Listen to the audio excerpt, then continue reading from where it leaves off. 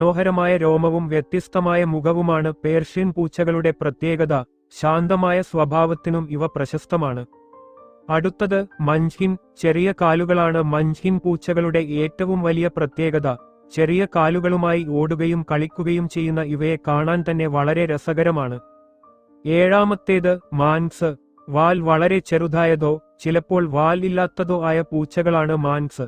അതുകൊണ്ടുതന്നെ മറ്റുള്ള പൂച്ചകളിൽ നിന്ന് ഇവ വളരെ എളുപ്പം തിരിച്ചറിയാം. ഇനി ടർക്കിഷ് ആംഗോറ.